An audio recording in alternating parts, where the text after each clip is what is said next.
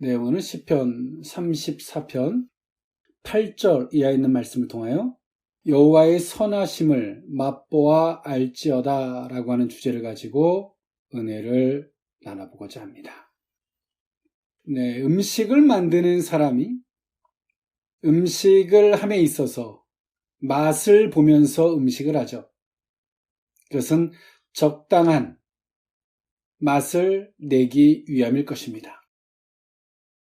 이처럼 오늘 시편의 시인은 하나님에 대해서 그 하나님을 아는 것과 또 그 하나님을 경험으로 말미암아 실질적으로 받아들인 그 하나님에 대하여 시편 34편을 읽는 독자들에게 음식과 같이 하나님을 맛보아 하나님을 경험하여 그 하나님을 알라라고 권하고 있는 형태로 쓰여진 시가 오늘 시편 34편의 시입니다.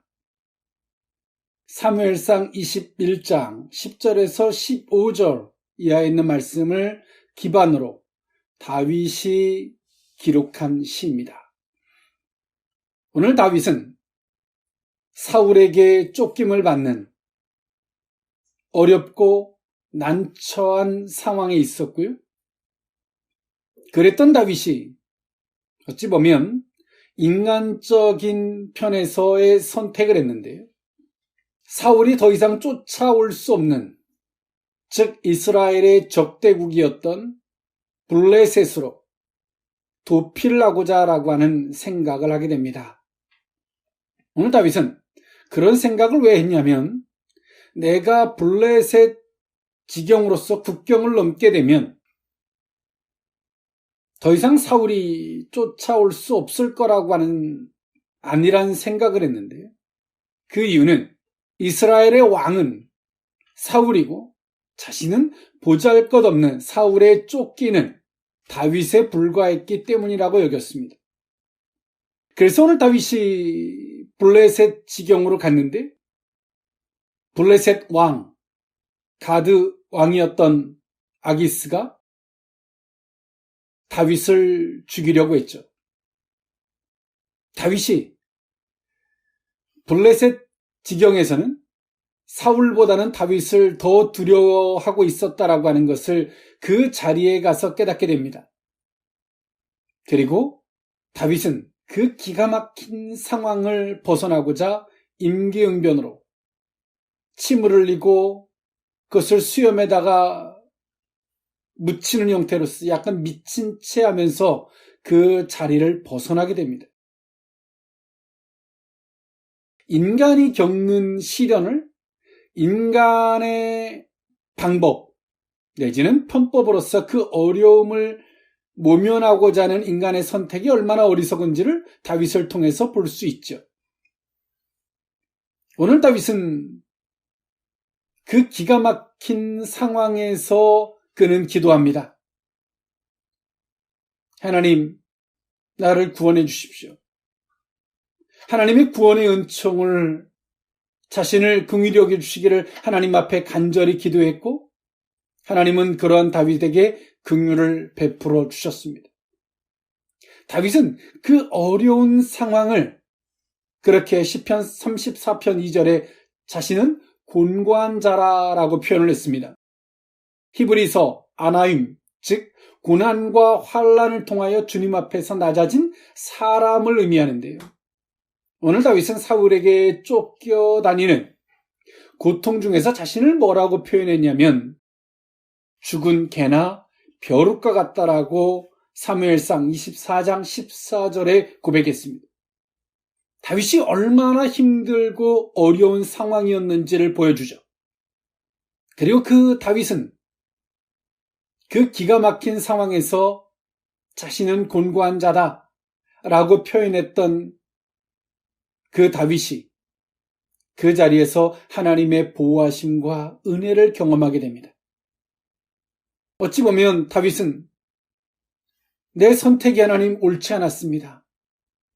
때로는 하나님께로부터 주어지는 시련과 환난을 인간의 편법적 방법이나 임기응변적 방법으로서 블레셋을 선택한 자신의 어리석음이 얼마나 잘못된 것인지를 다윗은 통회하며 회개하며 하나님의 구원의 은총을 간구했고, 하나님은 그런 다윗에게 은혜를 베풀어 주셨습니다. 그 은혜를 경험한 다윗이 오늘 시편 34편, 자신이 경험한 그 신앙의 고백의 형태로서 간증과 권유를 포함한 감사 찬양시로 지어서 하나님을 찬양한 시가 시편 34편에 있는 시입니다.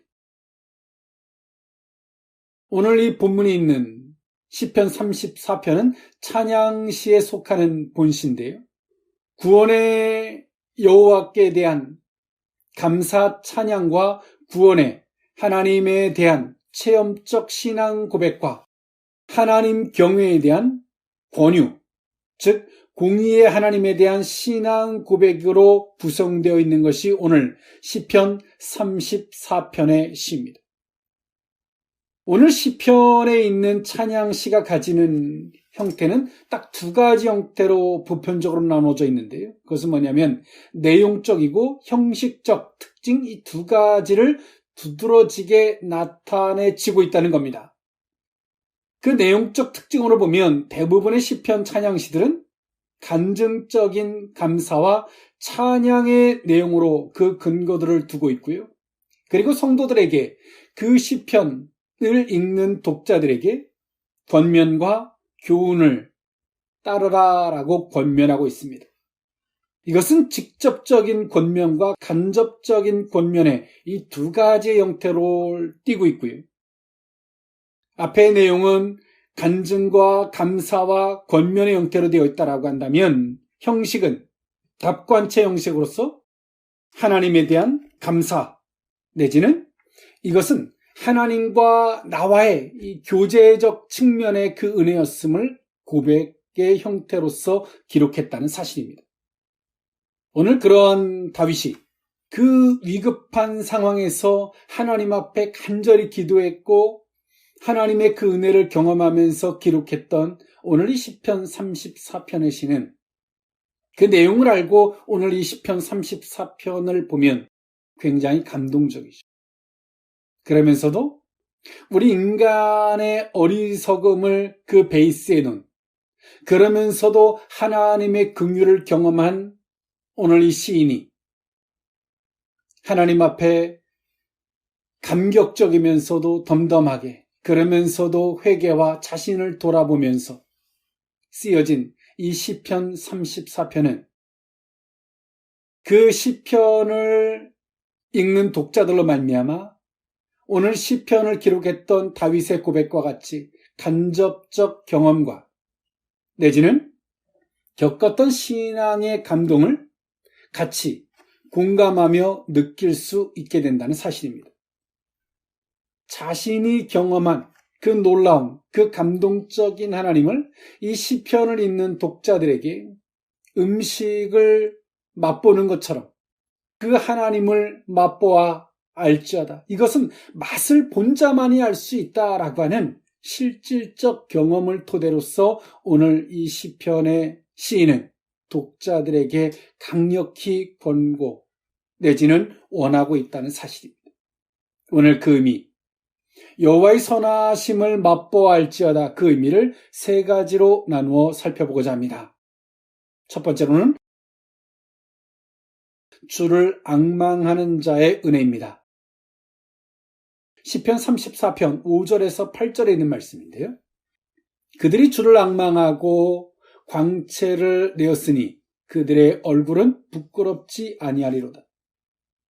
이 곤고한 자가 부르짖음에 여호와께서 들으시고 그의 모든 환난에서 구원하셨도다. 여호와의 천사가 주를 경외하는 자를 둘러진치고 그들을 건지시는도다. 너희는 여호와의 선하심을 맛보아 알지어다. 그에게 피하는 자는 복이 있도다. 아멘. 오늘 시편의 시인은 그가 처한 어떠한 어려움, 상황에 있다 할지라도, 또 더 나아가서 비록 내가 잘못된 선택을 해서 더 큰 수렁에 빠졌다 할지라도 주를 앙망하는 것을 멈추어서는 안 된다라고 강력하게 권하고 있습니다. 주를 앙망하는 자들에게는 비록 내가 하나님께로부터 낮아짐을 당하고 또 때론 잘못된 선택에 의해서 기가 막힌 웅덩이에 빠졌다 할지라도 하나님을 앙망하는 자들에게는 그 얼굴을 부끄럽게 하지 않고 환난에서 구원해 주며 또 주를 경외하는 자들을 진치고 하나님이 건져주시는 이 기가 막힌 은혜가 있다라고 말하고 있습니다. 그러면서 오늘 시편의 시인은 뭐라고 말해요? 주를 앙망해라. 여러분, 신앙의 성숙은 무엇일까요? 하나님을 달관하듯 아주 퍼펙트하게 하나님을 많이 아는 걸까요? 그럴 수 있습니다. 그러나 신앙은 하나님을 알면 알수록 하나님을 앙망하는, 즉 하나님을 사모하는 것인 줄 믿습니다. 신앙에 미성숙한 사람들은 하나님을 아는 것도 적을 수 있겠지만 하나님을 앙망하지 않습니다. 하나님을 갈망하지 않아요. 그리고 하나님을 의지하지 않아요. 그러나 신앙에 성숙하면 성숙할수록 하나님을 깊이 알면 알수록 더 깊이 하나님을 앙망하게 되고 그분을 사모할 수밖에 없게 되죠. 오늘 다윗은 이처럼 사울에게 쫓겨다니는 이런 상황 속에서 그는 또 한편에서 오늘 시편 34편의 기록과 같이 그는 하나님에 대한 정확한 정립을 하게 됩니다. 하나님 앞에서 내가 잘못된 선택을 한다 할지라도, 기가 막힌 위기 상황에 처해진다 할지라도 나는 하나님을 갈망할 것이다. 앙망할 것이다. 왜냐하면 하나님은 그런 자들에게 구원에 하나님의 보호하심에 이 기가 막힌 은혜가 있기 때문이다. 라고 오늘 시편 34편의 시인 다윗은 그렇게 하나님을 정의했습니다. 오늘 시편을 기록했던 다윗이 골리앗을 죽인 사람으로서 블레셋에게 있어서는 다윗은 원수이거든요. 오늘 그 자리를 모면한다는 것은 결코 쉽지 않습니다. 근데 이 가드왕 아기스가 다윗을 놔줬어요. 왜냐하면 다윗이 미친 채 하니까 미친 사람이라고 여겨서 다윗을 내보냈어요. 그냥 풀어줬어요. 우리 인간의 입장에서 보면 이것을 해석한다면 우리의 처세, 내 정말 그 순간에 내가 이렇게 함으로 이 권무술수적인 이 지혜로 내가 이것을 모면했구나 라고 우쭐할 수도 있어요. 그러나 다윗은 알아요. 하나님이 자신을 보호해 줬습니다. 사랑하는 성도 여러분, 알고 계십니까? 기도한 사람은 알아요. 하나님이 우리를 보호해 주셨고 구원해 주셨음을, 하나님이 응답해 주셨음을 말입니다. 수없이 하나님이 우리를 보호해 주시고 그 은혜가 있음에도 불구하고 기도하지 않는 사람은 그 보호와 하나님의 그 구원의 은총이 하나님이 아닌 그 상황적으로 어떻게 운이 좋아서 잘 모면했다라고 착각을 합니다. 그것이 인간의 교만이죠. 그러나 기도한 사람은 압니다. 하나님의 은혜였음을 말입니다. 오늘 다윗은 알아요. 이것은 하나님의 은혜였음. 그 원수의 목전에서 다윗이 얼마나 속으로 하나님 앞에 간절히 기도했겠습니까? 그러면서 그는 얼마나 하나님 앞에 또 회개했겠습니까? 이 일이 있고 나서 선지자가 다윗을 만났을 때 다윗이 묻죠. 내가 어떻게 했으면 좋겠습니까? 그 선지자는 말합니다. 다윗에게 하나님의 약속의 자리, 당신이 있어야 할 자리로 가십시오. 아무리 힘들고 어려워도 내가 있어야 할 자리로 가라고 하는 권면 속에서 다윗은 다시 이스라엘, 자신이 있어야 하는 약속의 자리로 가게 됩니다. 이와 같이 다윗은 하나님의 기가 막힌 은혜를 어찌 보면 자신의 어리석은 판단 속에서, 기가 막힌 웅덩이 속에서 자신을 원수로서 취급하는 블레셋 아기스 왕 앞에서 이 기가 막힌 하나님의 보호하심과 긍휼을 경험했습니다. 그리고 다윗은 알아요. 하나님을 앙망하는 자의 은혜가 얼마나 큰 것인지를 압니다. 그러면서 다윗은 이렇게 귀결짓습니다. 오늘 내 글을, 내 이 신앙 고백을 듣는 자들은 들으라. 여호와 하나님의 선하심, 그 하나님이 우리를 선대해 주시는 그 은혜를 맛봐라. 눈으로만 보지 말고 우리 앞에 음식이 있다면 여러분 맛을 보지 않으면 무슨 의미가 있겠습니까? 맛보라는 거예요. 사랑하는 성도 여러분, 하나님을 귀로만, 주변 사람들의 누군가를 통해서 귀로만 듣겠습니까? 아니면 성경을 통하여 눈으로만 누군가가 잘 기록해 놓은, 정리해 놓은 그 책들을 통하여 눈으로만 하나님을 보시겠습니까? 오늘 시편 34편의 시인은 우리에게 강력하게 권면합니다. 하나님을 맛보라고 이야기하고 있습니다. 하나님을 앙망할 수 있기를 원합니다. 하나님을 사모할 수 있기를 원합니다. 하나님이 말씀하실 때 순종의 자리에 설 수 있기를 원합니다. 귀로만 듣는 하나님이 아니라 눈으로만 보는 하나님이 아니라 그 음식을 친히 맛보는 것처럼 하나님을 맛볼 수 있는 이 놀랍고 감격의 이 은혜가 오늘 다윗의 고백과 같이 우리의 고백이 될 줄 믿습니다.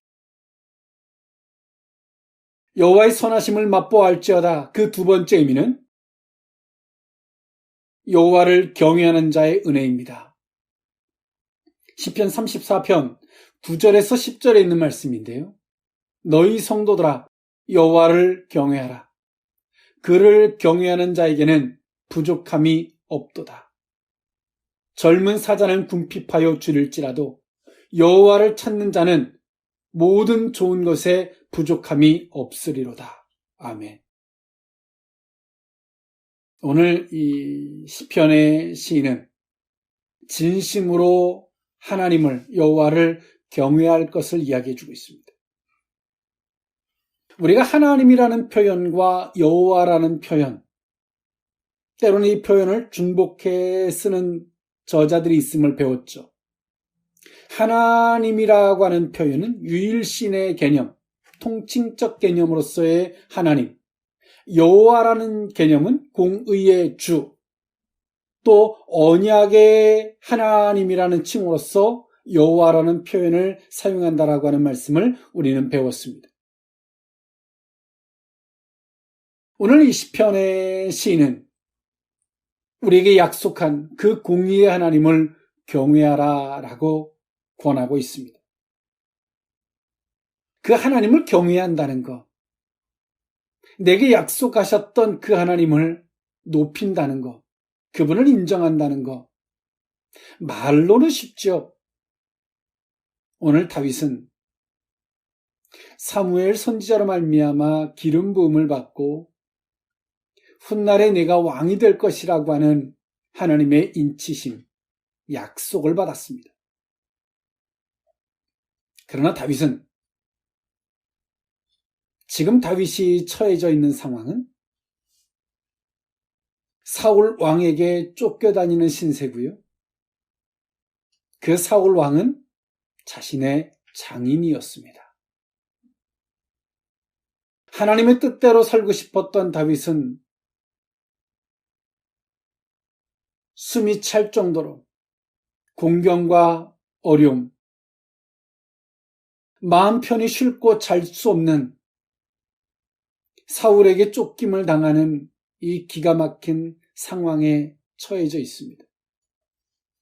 그 속에서 다윗이 여호와 하나님을, 내게 약속하신 하나님을, 내게 계획을 주신, 알려주신 그 하나님에 대한 경외함이 있을까요?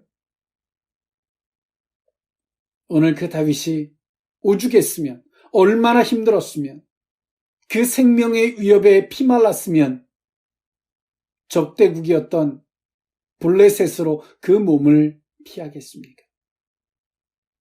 그러나 오늘 다윗은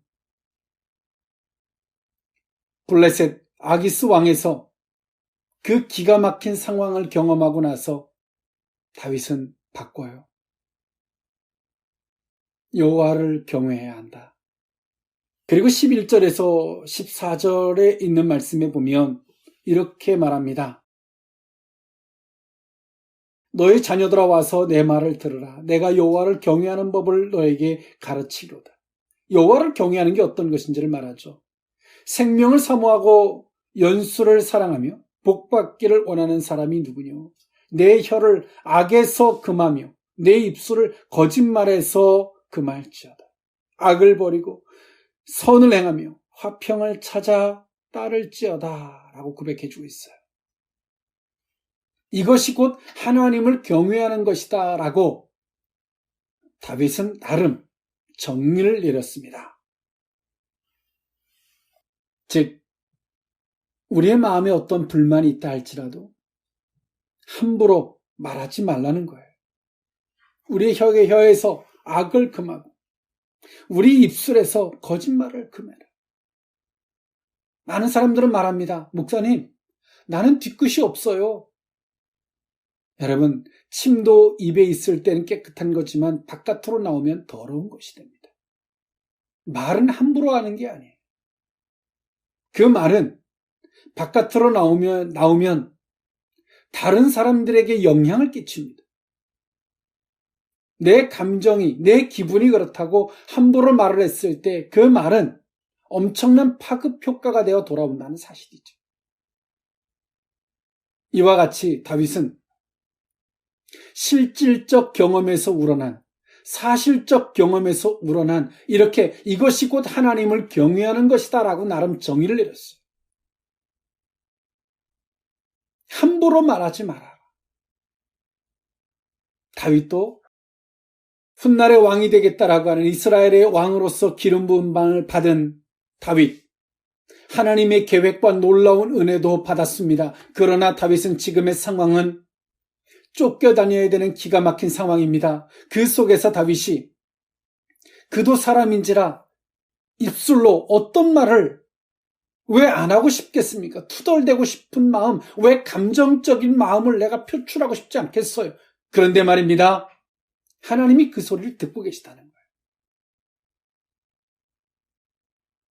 여호와를 경외하는 자들에게 은혜가 있는데 여호와를 경외하는 것이 어떤 것인지를 내가 일러주겠다라고 정리를 했죠. 그리고 다윗이 그렇게 정의를 내려놓은 것을 이렇게 표현해주고 있어요. 사랑하는 성도 여러분, 우리는 하나님의 약속도 있고 때론 하나님의 계획을 받은 또 그 은혜를 입고 있는 사람들도 있습니다. 그러나 오늘 우리가 그 약속의 그 길을 따르다 보면 오늘 다윗과 같이 신경이 곤두서야 되고 피가 마르는 것 같은 고통도 있을 수 있고 어려운 상황에 처해질 수도 있습니다. 그리고 때론 우리는 그 상황을 모면하고자 인간적으로 어리석은 판단을 할 수 있어요. 그런데요, 오늘 다윗은 말해요. 입술로 함부로 말하면 안 된다. 우리 속에 고민이 있고 근심이 있고 그래서 우리 속에 정말 하나님 앞에 투덜대고 싶은 마음이 있을지라도 그것을 입술로 함부로 꺼내내서는 안 된다.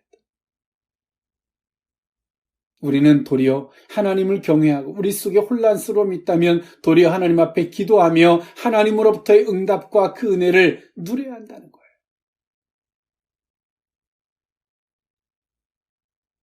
오늘 그런 자들에게 어떤 은혜가 있습니까? 이 구원의 은혜가 있더라는 거예요. 오늘 다윗은 블레셋 가드왕 아기스에게서 벗어난 것은 우연한 일이 아니라는 거예요. 왜 나도 그런 인간적인 그 생각들이 없겠냐마는 나는 정말 하나님을 경외하고 입술을 금하고 함부로 말하기를 나는 선택하지 않아. 그리고 하나님이 내게 약속하신 것을 내가 아무리 힘들고 어렵고 혼란스러울지라도 나는 그 약속을 따르고자 했다. 그랬더니 하나님께서 그 기가 막힌 웅덩이에서 나를 보호해 주시더라. 여러분, 블레셋 왕이 적대국의 그 원수를 미쳤다고 내보내겠습니까? 오늘 이처럼 블레셋 왕이 그런 선택을 하게 만든 것도 하나님의 은혜더라라고 말하고 있어요. 그러나 이 모든 것들은 단순하게 하나님의 선하심 그 은혜만을 사모하기 이전에 오늘 우리가 가져야 할, 성도들이 가져야 할 태도, 그 자세가 있는데 그것은 하나님을 경외하는 자세가 되어야 한다는 거예요. 우리는 수없이 하나님의 은혜를 구합니다. 그런데요, 하나님 앞에 수없이 은혜를 구하지만 하나님 앞에서 여호와를 경외하고 말을 함부로 하지 않으면 주의 약속한 것을 묵묵히 따르고자 하고자 하는 이 자세는 갖지 않는다는 거죠. 하나님은 그런 자세를 갖고자 하는 자들에게 모든 것에 부족함이 없게 하시는, 젊은 산자는 궁핍할지라도 여호와를 찾는 그들에게 좋은 것과 부족함이 없게 하시는 이 은혜를 주심을 오늘 시편 34편 9절 10절에 강력한 힘을 주어 말을 하고 있습니다. 오늘 이처럼 시편 34편의 오늘 이 시, 다윗은 비유와 상직 그리고 은유법을 사용하지 않아요. 되도록이면 직역적 표현을 사용합니다. 오늘 이 시편의 시를 기록하면서 다윗이 사실적 경험도 있지만 오늘 그 하나님에 대한 확고히 정립되어진 확신, 그리고 내 확신이 너의 확신이 되었으면 좋겠다라고 하는 이 강력한 권고의 마음을 가지고 강력한 힘을 갖고 오늘 시편의 이 시를 쓰고 있음을 우리는 느낄 수 있어요. 사랑하는 성도 여러분, 알고 계십니까? 우리가 수없이 하나님 앞에 간구하는 것들이 많지만 우리 속에 여호와를 경외하는 마음이 무너져 있다는 사실을 여러분 알고 계십니까? 하나님을 경외하고 하나님을 사랑한다고 말하지만 오늘 우리의 입술로 함부로 하나님을 능멸하듯 부정적인 이야기들을 쏟아내서 내 속은 통쾌할 줄 몰라도 그 말들이 주변 사람들을 얼마나 혼란스럽게 하고 힘들게 만드는 그 악역이 되었는지를 여러분 알고 계십니까? 오늘 시편 34편의 시인은 말합니다. 악을 버리고 선을 행하며 화평을 찾아 따를지어다. 하나님을 묵묵히 따르고자 하는 자들에게 이 기가 막힌 은혜가 있음을, 자신이 블레셋 가드왕의 손에서 벗어난 것이 우연이 아니라 이처럼 여호와를 경외하는 데서부터의 나온 은혜였음을 고백해주고 있습니다. 여호와를 경외하는 이 마음을 회복해보지 않으시겠습니까? 주의 약속을 묵묵히 따라가는 이 신앙의 자리에 서보지 않으시겠습니까? 오늘 이 시편 34편의 이 시인의 고백이 우리의 고백이 되는 그 길을 걸어보지 않으시겠습니까? 이 은혜가 저와 여러분들의 은혜가 될 수 있었으면 좋겠습니다. 마지막 세 번째, 여호와의 선하심을 맛보아할지어다. 세 번째 의미는 의인에게 주어지는 은혜입니다. 시편 34편 15절에서 17절에 있는 말씀인데요. 여호와의 눈은 의인을 향하시고 그의 귀는 그들의 부르짖음에 기울이시는도다. 여호와의 얼굴은 악을 행하는 자를 향하사 그들의 자취를 땅에서 끊으려 하시는도다. 의인이 부르짖음에 여호와께서 들으시고 그들의 모든 환난에서 건지셨도다. 아멘. 네, 오늘 시편의 시인은 악인과 의인을 비교하듯 하나님께서는 악인들을 어떻게 대하시고 의인은 어떻게 대하는지 이 비교법을 통해서 하나님을 설명해 줬는데요. 오늘 시편의 시인은 성도는 의인의 자리에 서야 한다라고 고백해 주고 있어요. 오늘 다윗이 의인이 무엇입니까? 하나님의 말씀, 그 약속의 자리에 서는 겁니다. 하나님의 뜻하심의 자리에 서는 거예요. 비록 내 생각과 안 맞고 내 판단과 안 맞고 내 가치관과 안 맞아도 하나님의 뜻이라면 하나님의 말씀과 그 뜻에 자신을 세우는 겁니다. 이것이 의인의 자리죠. 다윗이 사울의 그 자신을 죽이려고 하는 그 기가 막힌 상황을 벗어나서 오늘 블레셋 지경으로 피해 있지만 훗날에 시간이 얼마 지나지 않아서 선지자가 다윗에게 말해요. 당신이 있을 자리는 이 자리가 아닙니다. 그리고 다윗은 이방의 자리를 벗어나서 약속의 자리로 가죠. 이것을 엿보아 우리는 알 수 있는 것처럼 다윗이 하나님의 뜻하신 자리에, 주의 말씀의 자리에 아무리 힘들고 어려워도 그 자리에 있고자 했던 다윗의 신앙의 의중을 살필 수 있다는 사실입니다. 하나님은 그런 자들의 소리를 들으시고 그런 자들을 하나님이 살피시사 환난에서 건지시고 보호하시는 하나님이 되시는 줄 믿습니다. 오늘 다윗이 그가 잘못된 선택이라 할지라도 그가 블레셋 지경에 몸을 의탁하죠. 그리고 아기스 왕이 자신을 미치 왕이라고 취급을 합니다. 오늘 다윗이 지금 우리는 목 놓아 부르짖고 기도할 장소라도 있지만 다윗이 어떻게 표현도 못하고 속으로 그 부르짖음, 생명이 경각에 달려 있어서 하나님 앞에 간절히 부르짖고 기도했던 그 속으로 말이에요. 겉으로는 침을 질질 흘리고 미친 척을 하지만 속으로 하나님 앞에 얼마나 간절히 기도했는지 그것을 다윗은 이렇게 표현해 부르짖고 기도했음을 말해요. 지금도 하나님 앞에 막연히 생명의 경각에 달려있는 사람들이 또 때론 사업이든 삶의 현장에서 경각에 달려있는 사람들이 하나님 앞에 얼마나 간절히 기도하는 사람이 많겠어요. 그런데 그들이 과연 의인의 자리에 서 있는가? 오늘 다윗은 말해요. 부르짖지만 오늘 우리는 내가 다급해서 나의 힘듦 때문에 부르짖지만 성도는 의인의 자리에 서 있어야 한다. 주님의 뜻하심의 자리, 약속의 자리, 주께서 말씀하실 때 어떤 것도 가감하지 아니하고 그 말씀에 서는 자리에, 그 말씀에 설 수 있는 자리에 있어야 한다. 그것이 곧 의인이다 라고 다윗은 자신의 삶과 경험을 빗대어 말해주고 있습니다. 사랑하는 성도 여러분, 요즘에는 정보의 시대로서 때로는 SNS, 미디어, 다양한 채널들을 통하여 우리는 하나님에 대한 이야기들을 듣습니다.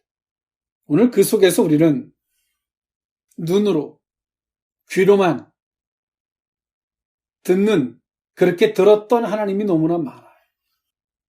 항상 귀로는 하나님은 전능하시죠. 눈으로는 하나님은 위대하십니다. 그러나 우리의 삶으로는 너무나 힘들고 곤고한 길을 걸어가요. 그 이유가 무엇이겠습니까? 아무리 우리 앞에 상이 잘 차려있다 할지라도 눈으로는 그 음식으로 배부를 수 없습니다. 훌륭한 요리사가, 영양사가 읊어주는 그 음식에 대한 소식으로, 정보들로 우리의 배가 채워지지 않습니다. 그 음식을 맛보고 먹을 때만이 만족이 있고 배부름이, 그 느낌이 있는 줄 압니다. 사랑하는 성도 여러분, 오늘 시편 34편 다윗의 권면을 들어보지 않으시겠습니까? 여호와 하나님, 우리에게 약속하셨고 우리를 이끄시는 그 하나님을, 그 선하심을 맛을 보지 않으시겠습니까? 주를 앙망하고 주를 경외하고 주께서 어떤 말씀을 하실 때 그 자리에 있는 의인의 자리에 서보지 않으시겠습니까? 하나님이 우리에게 은혜를 베풀어 주실 것입니다. 우리가 믿는 하나님에 대해서 우리가 주저주저하는 것이 아니라 귀로만 들었던 하나님 속에서 잘 기억도 나지 않아서 이게 뭐지 깜빡깜빡한 애가 아니라 내가 하나님을 경험했기 때문에, 내가 실질적으로 경험했고 알았기 때문에, 그리고 내가 확신을 갖기 때문에 주저없이 단호하게 말할 수 있는 여호와의 그 하나님을, 그 선하심을 맛보지 않으시겠습니까? 먹고 배불러 보지 않으시겠습니까? 오늘 시편 34편의 시인은 우리에게 말합니다. 내 하나님만을 자랑하고자 하는 게 아니다. 이 시편을 읽는 독자들이 너희들도 이 자리에 서보라 라고 이야기해 주고 있습니다. 음식을 맛보든 말입니다. 이번 한 주간 여호와의 하나님을, 우리를 구원하신, 예수 그리스도를 통해서 우리를 구원하신 그 하나님을 맛보는, 그리고 먹고 마셔서 배부르는 신앙의 배부름이 있는 이 복된 은혜가 저와 여러분에게 있을 수 있기를 원합니다. 기도하겠습니다.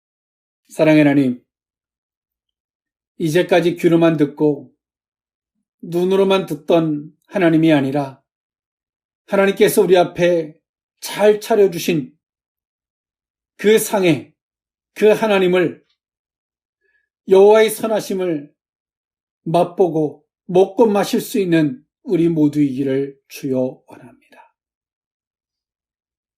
주를 앙망하는 자의 은혜를